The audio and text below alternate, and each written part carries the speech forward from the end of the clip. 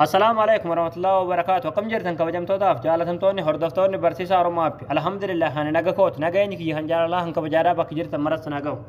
دعوتهم كي فيديو أراك أنا كيسات سيتينجي فيسبوكي سيتينجي هذا تمان هنت كيسانو فيسبوك كيسان رجلتني تشوفوا قبضني نسم برسيس. وسو هار ربورو جتني يرو كيسن تنقبينجا شورا. أما كنا هنت كيسانو هارا أنا مسلت قرسيسون. سيتينجي كنا أوفر راج شوفوا دندة سنين نسم برسيس.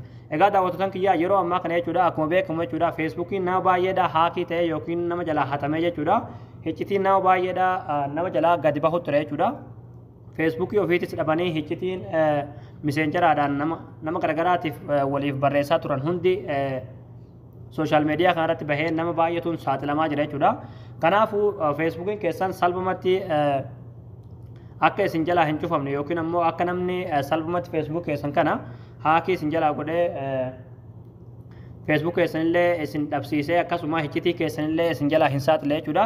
Siitingii kana hundi keessanuu amma kana jechuudha. Haalaa nama isinitti agarsiisu osoo yeroo keessan hin gubne jechuudha.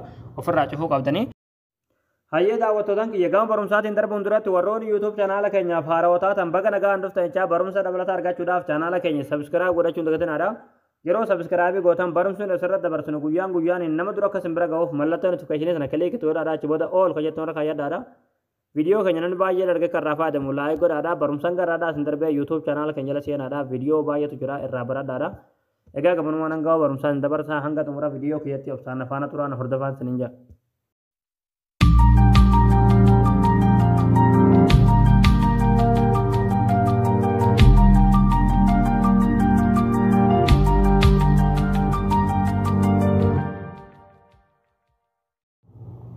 Hayyee daawwattoota kiyyaa feesbuukiin keessan akka isin jalaa hatamu yookiin akka haakii isin jalaa ta'u yoo hin barbaanne siitingii kan hundi keessan osoo yeroo keessan hin gubne osoo boru har'a jettanii yeroo ittiin qabne cufuu qabdan jechuudha.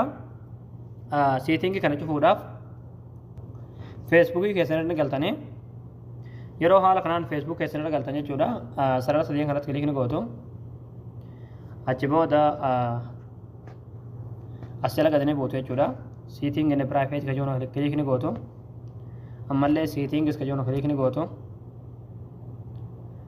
ammallee personal and account information ka jono klik ni gootu achi booda contact info ka jono halat klik ni gootu achi booda haala kanaan isiniif fide jechuudha. Facebookiin keessan emailidhaan yoo banamees lakkoofsa bilbilaatiin yoo banamees haala kanaan isiniif fide jechuudha. Yoommoo lakkoofsa bilbilaatii fi emailidhaan wal qabsiiftanii bantaniis haala kanaan lama godhee isiniif fide jechuudha. Amma jechuudha kana cufuu qabna jechuudha. Isin galee salphumatti akka namni emailii keessan yookiin ammoo lakkoofsa bilbilaa kan Facebook keessaniitiin bantan akka hin argine jechuudha. Akka abootii keessan jala seenee hin argine siitingii kan laazim cufuu qabna jechuudha. Isin galee namni yoo emailii kanaa fi lakkoofsa bilbilaa keessan kan arga jechuudha. Salphumatti Facebook keessan isin jala hatee iccitii keessan hunda haala isiniif baasuu danda'a jechuudha. Kanaafuu haalli itti amma ofirraa cufuu qabna jechuudha.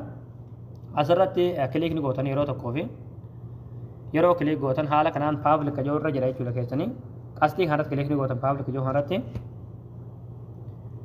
achi booda haala kanaan filannoo sadii isiniif kenna jechuudha. As jalatti all inni mii ka jettu ni jirti jechuudha.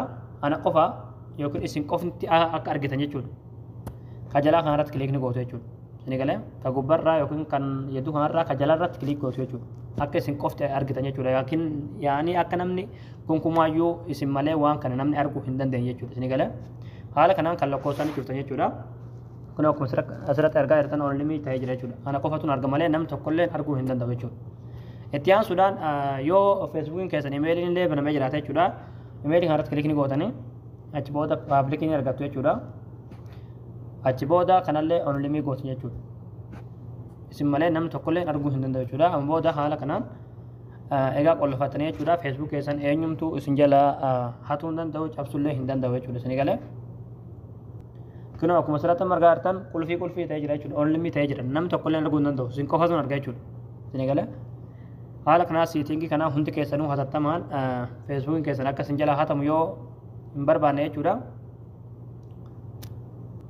Siitingii kana ofirraa cufuu qabdanii jechuudha.